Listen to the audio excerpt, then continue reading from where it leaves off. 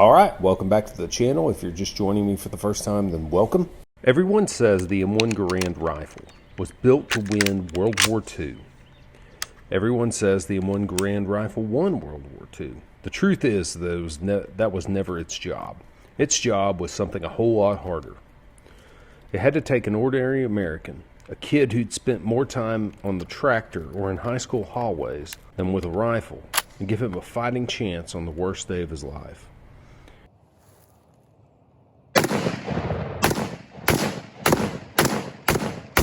Because that's who America was sending to war, the majority of whom were not professional soldiers, not lifelong warriors or assassins.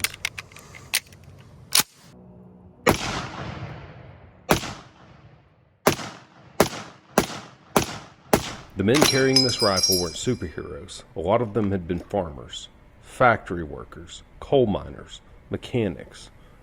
They left their jobs, like yours, hugged their families, and got onto trains. Within months, they were expected to survive one of the bloodiest and costliest wars in history. So the Army wasn't looking for the most elaborate rifles ever built. It was looking for one that ordinary men could learn to use and trust. That's exactly why the rifle was designed the way it was. Every part had a purpose. It wasn't designed to impress collectors 80 years later. It was designed so that a tired, scared 19-year-old could keep it running while in the mud, the rain, the snow, or the freezing cold without stopping to think. Because in combat, thinking costs time, and sometimes time costs lives. That's why the Garand wasn't built around a perfect accuracy. It was built around confidence.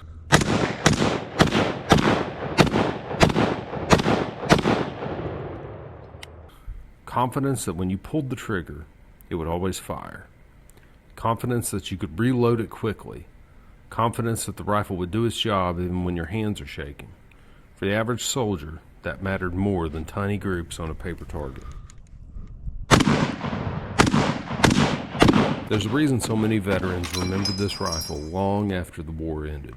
Not because it was perfect, but because it never asked ordinary men to become experts overnight. It met them where they were, and it carried them through the hardest days of fighting the world had ever seen. But here's the part that most people miss.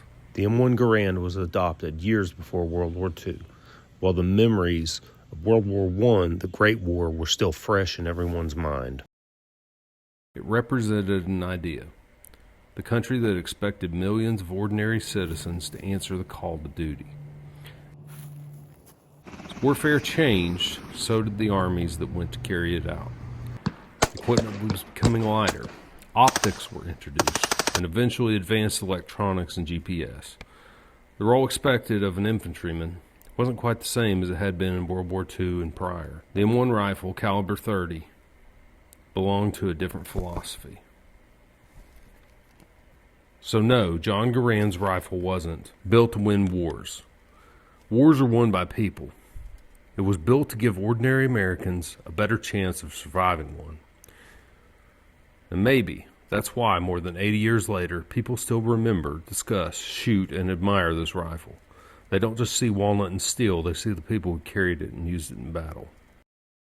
Where did we find such men? We find them where we've always found them. In the villages and towns, on our city streets, in our shops, and on our farms.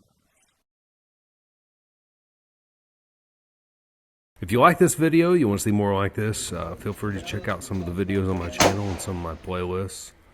If you liked the video, give it a thumbs up. If you didn't like it, give it a thumbs down. Thanks for watching, thanks for coming by, and I'll see you in the next one.